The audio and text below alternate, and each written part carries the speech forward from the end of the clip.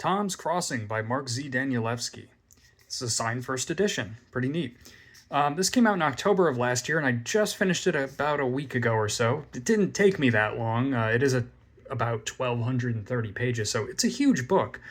But I started reading it, and for whatever reason, I put it down. That happens with me sometimes. I'm sure it happens to you once in a while.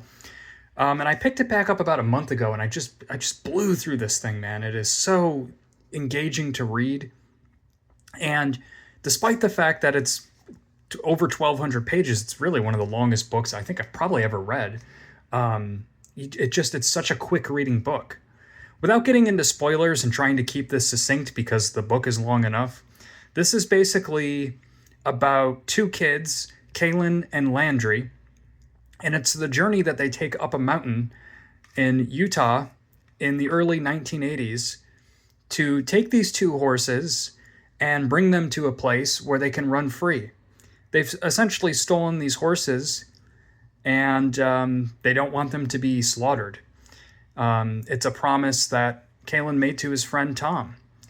The horses are owned by a man named Orwin Porch, or Old Porch as you're going to come to know him.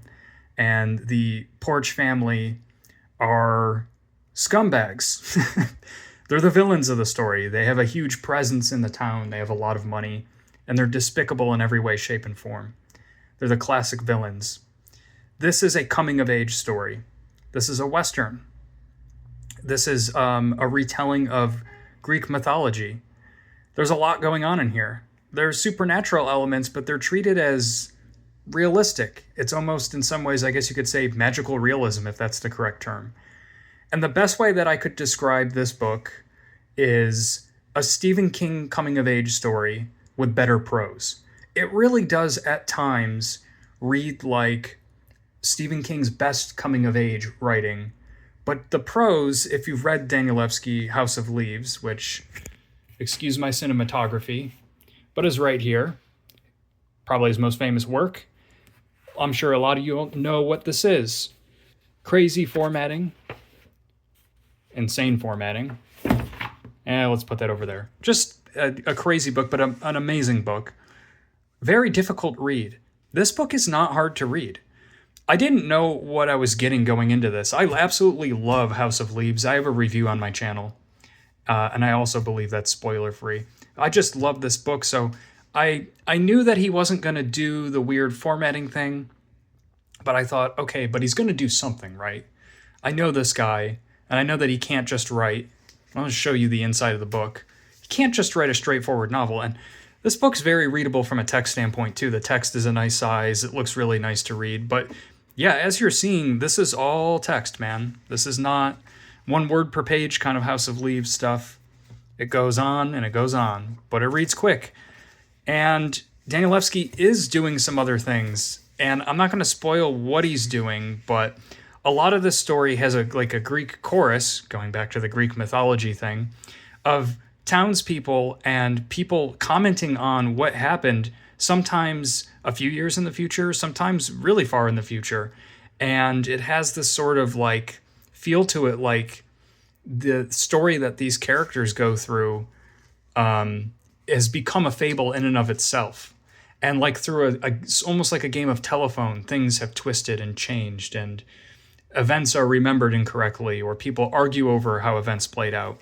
That's one of the things that's going on behind the scenes, but there's a lot more. And I will tell you that the more you read this book, it probably was around page 600 or 700 or so, and I know that's really far into the book, but it did start really clicking, and all of these layers started falling into place, and I think that's what Danielewski's really good at, is writing these stories that are really layered. Like House of Leaves is a very layered story. There's a lot of things going on, and you have to really take the time to kind of put them into place. But on top of that, I find that the text is extremely dense. Again, I love it, but that is a feature of the book. This is not hard to read. When I mentioned it's like Stephen King with better prose, I've seen some comparisons to McCarthy, and I'm sure the McCarthy crowd is probably freaking out over that comparison, but I gotta be honest, I do kind of see it. The way he has this sort of just extremely well-written prose that is colloquial in nature, but also sometimes goes into a poetic sort of nature in the way that he's describing the events and the area that they're in, the landscape. They're on this mountain. It's beautiful the way he writes about it. He also has a great command over the language and the way that the characters talk. That's, to me at least, felt very authentic or wasn't a problem to read. And then you just have this fun, really, really great, exciting coming-of-age story. And to me, like, every chapter in this book ends maybe not so much on a cliffhanger per se, like a cheesy kind of cliffhanger, but it ends almost on a, like, next time on Tom's Crossing. You know what I mean? It feels like that. It's a adventure book. And I became so enamored with these characters, and not only the characters, but the horses. I'm an animal lover, but I'm not, horses aren't my favorite animal. You know, I love all animals, but I've never really felt like a connection to reading about horses like I did in this book, because the horses are given such distinct personalities that perhaps is where a little bit of the magical realism element comes in, where he's able to bend the rules a little bit to take this sort of maximalist realist novel and turn it on its head. So I don't know if that was enough for you. I don't know if that was succinct, but I don't want to say any more. I'm just kind of flipping through it. I don't. If you want just an incredible adventure novel, coming of age, sort of Western with some unique things going on that you don't see. And that's, again, why I love this author, is he takes these chances that other authors wouldn't. And you're not going to notice that at first. You're going to notice a straight ahead story at first. But like I said, it's all going to click into place.